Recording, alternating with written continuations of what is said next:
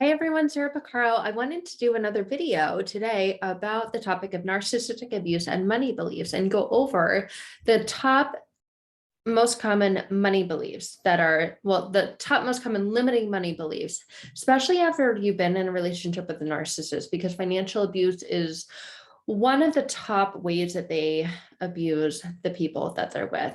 I know when I left both past narcissistic relationships, I left with no job and I left in $15,000 in debt. Not intentionally and not to my knowing, but that's what happened. And I love that because they will use money as power, and they're all about power manipulation and control. So they use money as a way to get even more of that from you and to keep you as their source of supply. So money is also a source of supply for them. But when you leave that toxic and narcissistic relationship, unfortunately, those negative and limiting money beliefs do not leave the relationship from you as well. So you leave with those negative and limiting money beliefs, and they can continue to impact and influence you into the next stages of your life and can continue to hold you back in the most negative ways. You can enter into another healthy relationship, but bring those negative money beliefs into that relationship with you, causing arguments in that next relationship. So we're going to go over 13 of the top limiting negative money beliefs today, especially if you've been in a relationship with a narcissist, and expand on them a little bit more. And then at the end of this video, talk to you about what you can do, the steps that you can take to begin doing the inner work to heal from those limiting and negative money beliefs. So the things that we believe about our lives determine the relationship that we have with them. And when you've been in a relationship with a narcissist, you don't believe very good things about yourself. And that determines the relationship that you have with everyone and everything else in your life, including money, including how it shows up in your life, including if it stays in your life or not. So the way that you think and believe about money is connected to and determined to the ease or frustration of which it is attracted to you. So they can impact and stifle your ability to have love, to have happiness, to have abundance in your life. So we're going to go over some of the top common money beliefs that come up that keep you from having money flow into your life and have it make a positive impact in your life. One of the first ones is money is scarce. There's a limited amount of money, it's scarce. The next one is I'm unworthy, I'm undeserving of having a lot of money or making a lot of money. And that's because when you had a narcissistic relationship, they wanted you to believe that you were unworthy of money. They wanted you to feel selfish, bad, and guilty if you went out and bought something nice for yourself or did something nice for yourself and used money to do so. I remember even just going to get my hair done or my nails done. The last narcissist would say something about it. Well, how much did that cost? Oh, I'm selfish. And then would point out how much money that I had spent on something for myself that everyone does, right? Name a girl that doesn't get their hair and nails done. But I didn't believe that I was worthy of spending money on myself. And that's something that the narcissist wants you to believe. And even after the relationship was over, I had a really difficult time. And that would come up every time I went to get my hair or nails done. So I didn't believe that I was worthy of having money spent on me. Another negative and limiting money belief is that you need money to make money. And so I was really, really scared when I got out of both narcissistic relationships. I was over $15,000 in credit card debt. And I thought, well, I have to have money to make money because I was seeing other people spending thousands and thousands of dollars investing in themselves and living good lives, right? And I wanted to do the same thing, but I didn't have money. And I thought you need money to make money. So that's another negative and limiting belief. And they want you to think that because if you're not working, if you're staying at home and raising the kids, you can't make money because they have the money. So if you believe that you need money to make money, then you believe that you need to go to them for the money if you don't have any yourself. So another negative limiting belief that we just kind of talked about is that having money is selfish. So even if I did get money, I would work. I would work for Rover and I would watch dogs and I think make $1,000 a month. I was made to believe that I was selfish for wanting that. And I didn't need to stoop to that level and do something like that. That if I needed money, I could just ask for money and it would be given to me. But it didn't work like that. All the times that I did ask for it, or we did need it to pay the bills that were not getting paid because they love to avoid taking responsibility, I was told I was selfish. I was told I'll take care of it. Don't worry about it. But of course I worried about it because all of those bills were in my name and there was no money being put towards paying them. So I put myself out there and did what I had to do to work to pay for the bills. But I was told that I didn't need to stoop that low, and that I was selfish for wanting to do that because I didn't trust him and I didn't believe him when he said that he would take care of it and he would pay for it, but he never did. So there's a lot of money trauma that can happen when you're in a narcissistic relationship. Another belief is that more money, more problems, right? So if you find that you're being financially abused and you want to go out and make more money, then the narcissist will have you believe that that's just going to lead to more problems, and we don't need any more problems. We need you to stay at home, or we need you to take care of this. We need you to do this instead of going out. That's just going to create more problems. I was told that putting my daughter in school was going to cost a lot of money. That was just going to make more problems, that he could make up for it and I shouldn't worry about it. And he tried to get me to believe that us having more money or me leaving to make money would just cause more problems. And in a way, in that time, it did. It caused more problems in our relationship. So I didn't want more problems in our relationship. And so I thought that I shouldn't want money as well. So absolutely untrue, but it is one of the negative and limiting beliefs that your mind will hold on to because of that narcissistic relationship. And that's the next negative and limiting belief, is that money needs to be held on to. So even when you get out and you become financially independent and you are making your own money, you may be really, really afraid to spend it. You may be afraid to let it go and spend it even on things that you need to spend it on, like paying the bills. You may get terrified and have anxiety every time you have to use money to pay the bills, because there's this belief that money is scarce and that money needs to be held on to, because if you have it and you let it go, it's not going to come back, and you need it to come back because you need it to pay for things. So there's a belief that money needs to be held on to. Maybe you're out of the narcissistic relationship and now you want to go to a really nice dinner, or someone else takes you to a really nice dinner and you don't believe that you're deserving of that. You don't believe that you're worthy of that. And it causes conflict. You tell them, you don't need to spend money on me. Just hold on to your money, because you've got this belief that money needs to be held on to. So that's one of the damaging things that can occur in your mind from narcissistic abuse when it comes to money trauma. Another negative and limiting belief would be that I'm not good with money, because for so long that narcissist told you that you're not good with money, and you began to develop that belief and believe that lie to be true, that you're no good with money, that you don't spend it wisely, and that you are just careless with it. And so you have that belief because that narcissist told you that. Well, they were out spending money on the things that they wanted to. Most of what they were spending money on, a lot of the times, was a secret.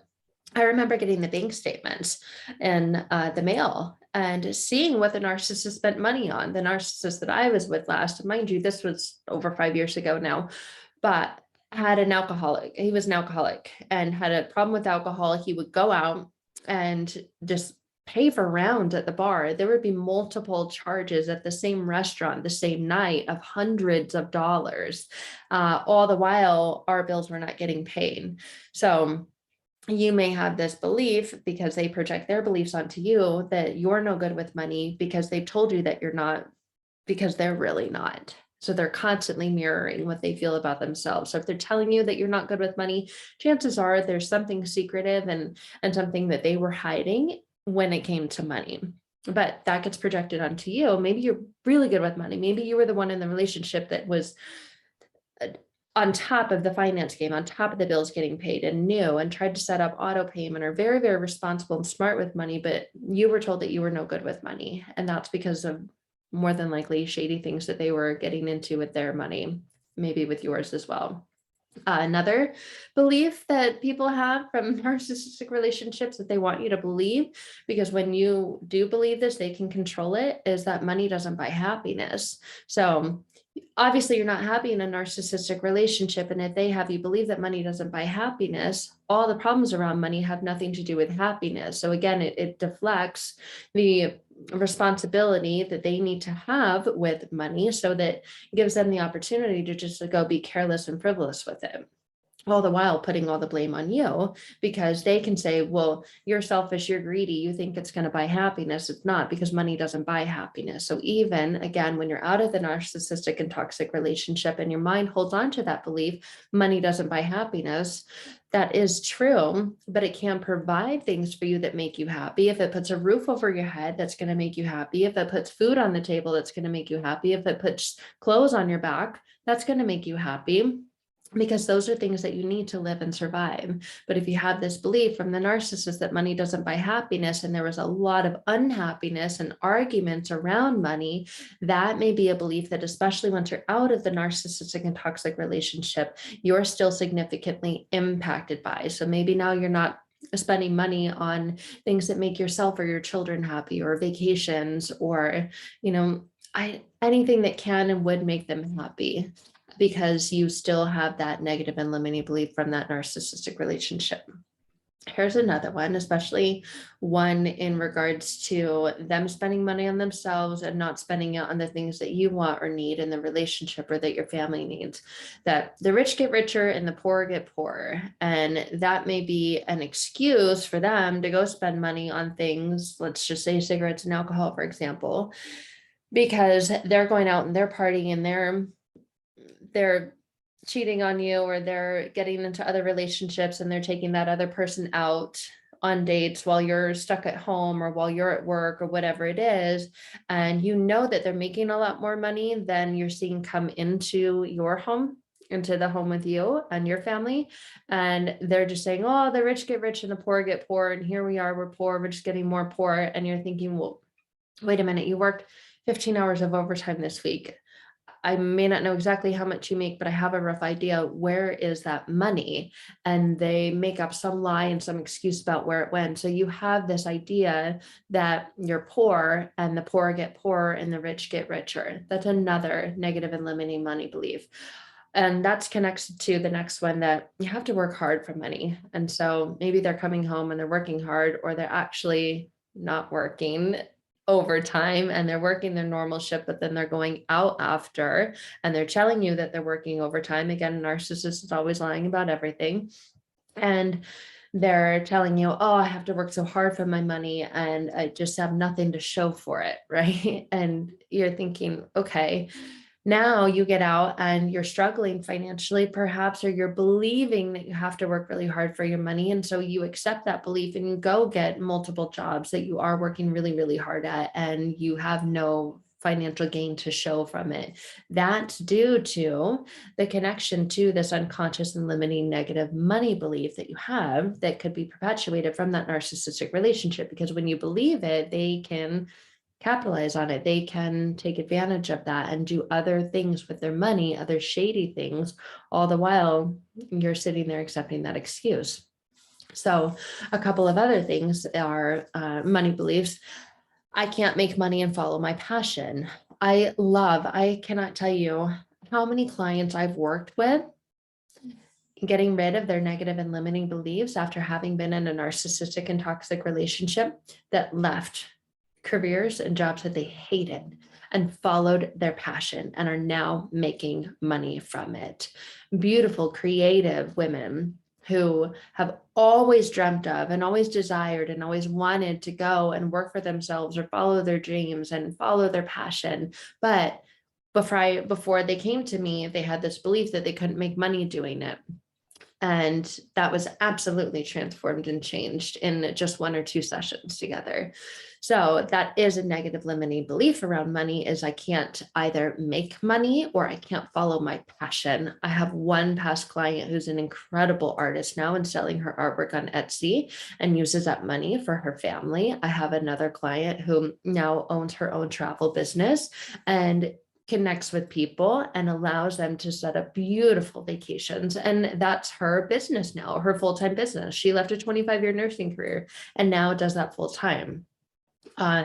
Two more beliefs are, I don't know where to start, because your focus is on the end result. The end result is money. Money is an exchange for something. So you have to start with what you're going to exchange it for, how you can serve, but you don't believe that you're worthy and deserving because nobody's going to want you, right? That's a belief that the narcissist wanted you to believe and benefited from you believing that nobody's going to want me. So I have no idea where to start. I know I want money for it, but I don't know what I want to do to get money because I don't even know what I like. I don't know who I am.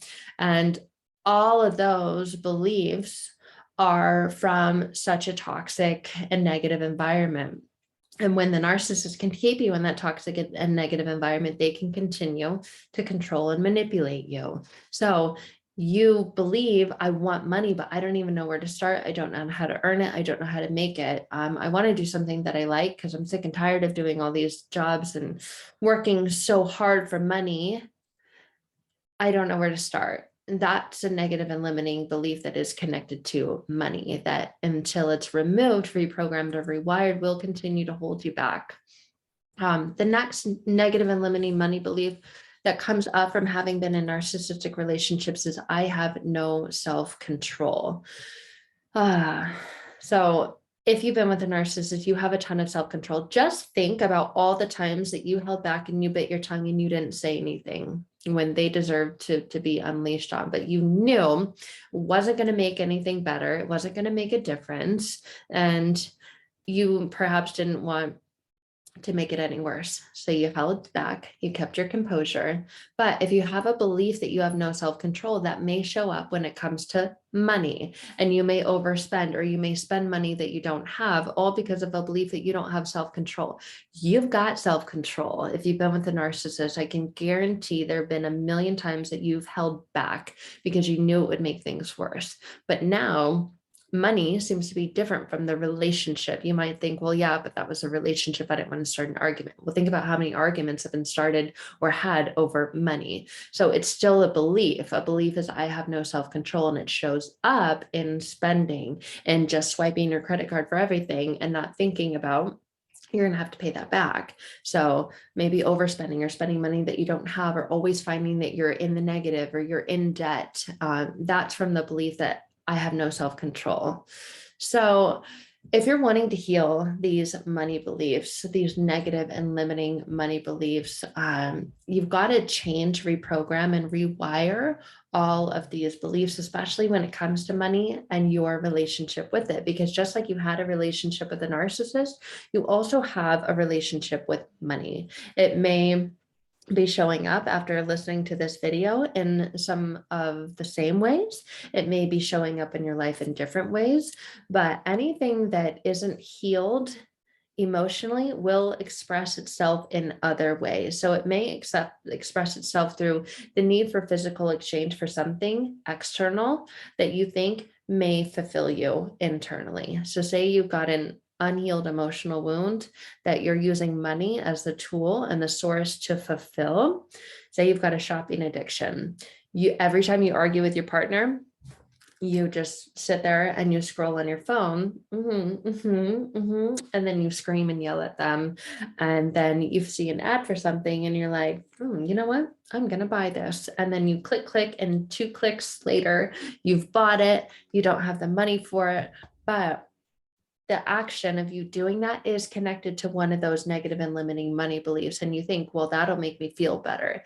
And it's such an instant hit of dopamine or a distraction that for a moment and for a second, you do feel better, but then later it's connected to money. And it's the cycle of arguing and perpetuating this frustration, this internal frustration is deeply, deeply rooted and connected to money and your beliefs around it and your habits around it, around spending it or hoarding it or not being wise with it, not making good decisions for you and your family with it. So if any of this resonates and you're realizing, yes, this is significantly impacting me and I've got more work to do, you can get a financial planner, you can try and do all those things, but the beliefs that you have around money are going to drive and structure how successful you are with trying to use those money tools to help you manage it in a healthy way.